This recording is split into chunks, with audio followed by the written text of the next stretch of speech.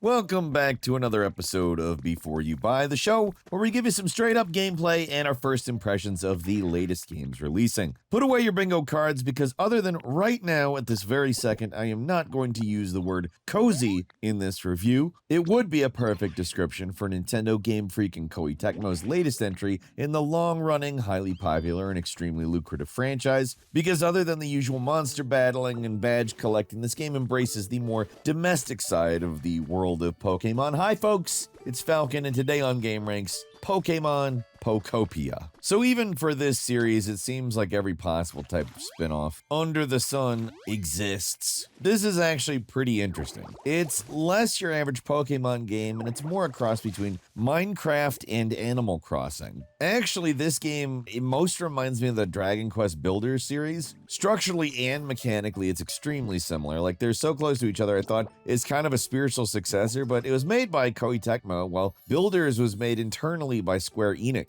So, like, other than, like, the parts of the games that these have in common, they don't share any lineage at all. I am not complaining. If anything, that's a compliment, because as far as Minecraft likes go, they do not get much better than the Builders games, and this game is of similar quality. There are a lot of half-baked Pokemon spin-offs out there, but it's not one of them. It is absolutely stuffed with content. It's got a very satisfying gameplay loop that is easy to understand and actually has some depth to it. Plus, the sense of satisfaction this game provides is something you rarely see in games. It does share some of the problems that the Builders games have. Sometimes it has tedious objectives. Sometimes there's a little bit too much busy work. There's some fiddliness when it comes to placing items and doing some basic things like watering, breaking rocks, just name a few. But overall, I do think that if you're the type of person who can get invested in the type of thing I'm describing here, only it's kind of Minecraft, but more structured and objective driven. If that sounds appealing to you, then Pokemon Pokopia is probably going to work for you. It'll definitely keep you busy for a long time at least, because the amount of stuff that there is to do feels never ending. It starts off humbly enough with your main character, a Ditto in a not very convincing human disguise, wakes up on the withered wasteland, a dried up deserted island that you'll need to slowly bring back to life. The opening hours of the game are pretty linear and guided, but it does eventually open up almost a little too much. It is easy to get overwhelmed by side quests and objectives, and focusing on any one thing in the game is kind of difficult because you're always pushed in multiple different directions. Essentially, they want you to humidify the world by hydrating the land and restoring rivers and ponds from blocked up streams. They also want you building habitats for the various Pokemon to make them more comfortable and happy. You plant seeds to build Animal Crossing-like structures, or ignore that and build regular Minecraft-style buildings. It's up to you, and there's always something new to unlock and new Pokemon to discover. Instead of capturing these creatures, though, you make friends with them. Sometimes they just appear out in the wilderness, waiting around for you to meet them and befriend them, and you usually have to fulfill some kind of request to do so. Sometimes they're basic, like they just want some fruit or something. Other times it's a little more involved. You'll also need to build certain habitats for these creatures in order to make new Pokemon appear. These habitats work a lot like structures in the Dragon Quest Builders series. You put specific objects in close proximity, that creates a habitat, and that spawns certain kinds of monsters in that game. Same here. There's a whole lot of factors that affect what kind of habitat you'll build, from location to elevation to light levels to humidity. There's a lot of different kinds of habitats to build and new Pokemon to discover, and these guys are not just for show, they actually serve a vital role. One thing I do definitely appreciate about this game is that each critter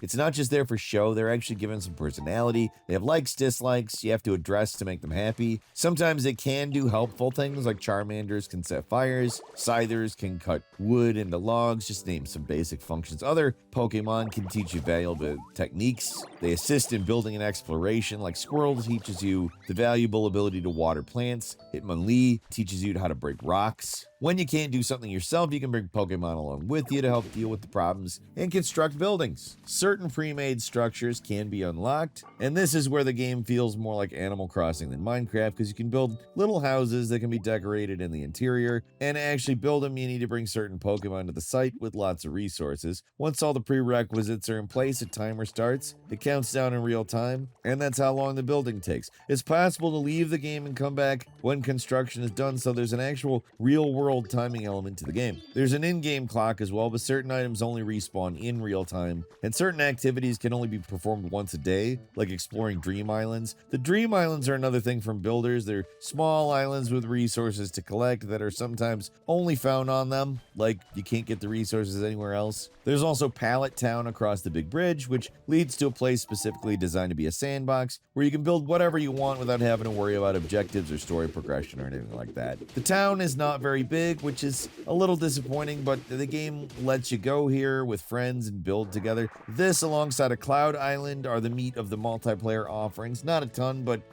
like you're not getting full Minecraft worlds, and if you want to bring a friend along with you, the main island really only lets you wander around and look at what you built. The multiplayer stuff, who cares? I think it probably could have benefited from letting you play the main story co-op, but it is mostly a single player experience, I'd say. For me, that's fine. It does show a bit of misunderstanding as to what makes these Minecraft style games appealing, though. The core game is compelling. I like playing it solo, but I think this would have more legs if it freed up the multiplayer. I have no idea, but it's a sour spot in an otherwise pretty interesting game. Visually, it's obviously not eye-popping. It's Pokemon Minecraft. It was never going to be pushing the limits of the fidelity of the Switch 2, but at least it does run well, and it does manage to be pretty charming with its limited graphics. The Pokemon are very expressive. They're charming. I like seeing them go about their business. Sometimes they do specific stuff, like trigger photo moments, or like right out of Pokemon Snap. The story is nothing to write home about, but the writing does give each monster character a personality again, which I like, and the quest system does a good job of introducing new elements that add additional layers to the traditional craft and build gameplay. If there's one annoying thing about building, it's that this game has your standard item boxes that you quickly fill up with random junk. It's sorting through these things and finding stuff. It can be frustrating, and that's not like exclusive to this game, but this type of game more so. And there's no automatic sorting or immediately drawing items from storage or any of those quality of life improvements that a lot of other crafting focused games have introduced. So you're a little stuck shuffling and organizing inventory more than you'd probably like to in a Pokemon game. I mean, at least it doesn't get overly complicated. It's not like some crafting games where the inventory management is just a nightmare, but it's not the best. It could benefit from some automatic sorting. And then there's the music. It's baby-coded music. It's sort of the sleepy piano treacle you get from chill Nintendo games like Kirby's Epic Yarn or Yoshi's Story.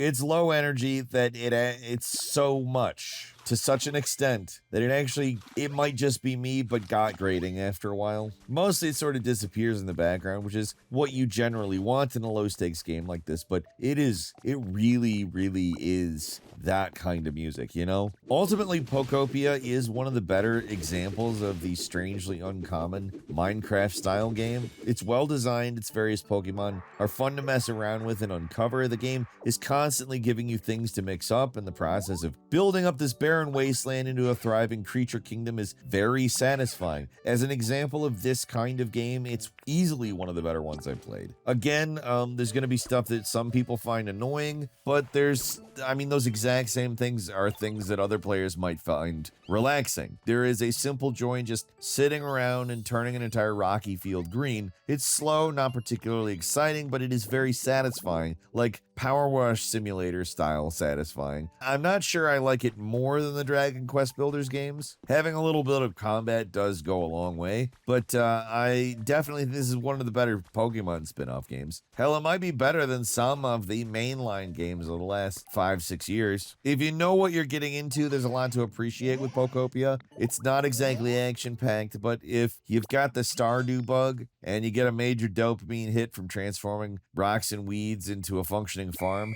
this is something you will like. What do you think, though? Leave us a comment. Let us know. If you like this video, click like. If you're not subscribed, now's a great time to do so. We upload brand new videos every day of the week. Best way to see them first is, of course, a subscription, so click subscribe. Don't forget to enable notifications, and as always, we thank you very much for watching this video. I'm Falcon. Join the 1% Club. Listen to the Falcon Show exclusively on Saturdays. We'll see you next time right here on gameranx.